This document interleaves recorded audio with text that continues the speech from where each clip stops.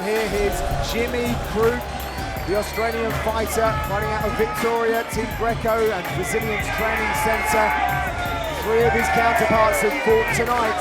And the first thing he said down this week was to keep the emotions out of the fight. He's going to keep, big right hook from Alexejczyk.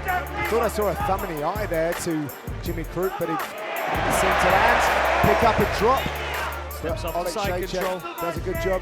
Interesting choice to go to side control. Not Kimura. Oh, that's why. He's isolated the arm. That looks strong. That looks strong.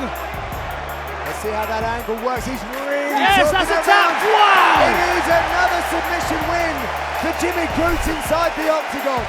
Jimmy Crute with a beautiful wrestling offensive, constantly returning his opponent to the mat.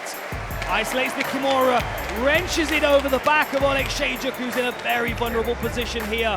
And that arm's cracked all the way up his back. Controlled well by Jimmy Crute, gets the tap.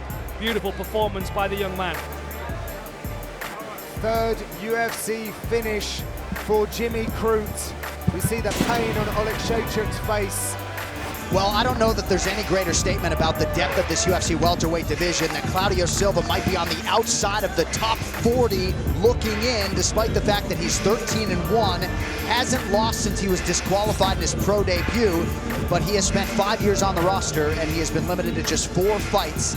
Now, as we mentioned, 2nd fight in 2019, and the last one against Danny Roberts certainly had some adversity in the fight, able to get the armbar there in round 3, and he spins it forward here tonight against the newcomer Williams.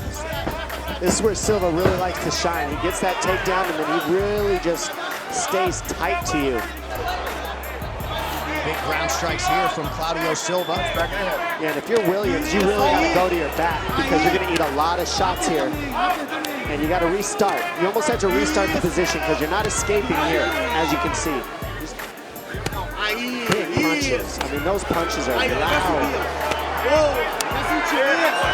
you want. Sopping him up with the punches, now trying to crank that neck, maybe get under the chin. And there's the tap!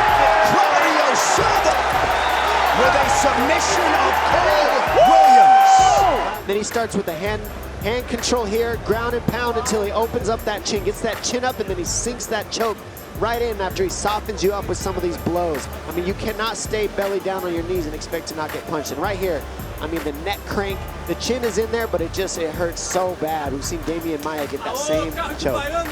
All right, here's Jillian Robertson making the walk for her 7th UFC appearance. Heidi Androl, she set out to kickbox when she was 16, had her first cardio kickboxing class at American Top Team, and she's been aligned with the great Dean Thomas ever since. Looks like Robertson could be putting the finishing touches here on what would be a 5th UFC win.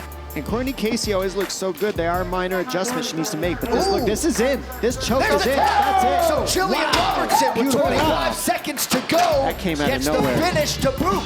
Taking issue with maybe some corner advice there at the end of the fight. The choke's in there with no hooks, and she just steps right over the top and sinks it in. And Courtney Casey has to swivel her hips out right here. All she got to do is turn her back to the fence, and she stays turned the other way. And that's not defense for this choke. That choke is in. You need to switch your back to the floor if you're Courtney Casey.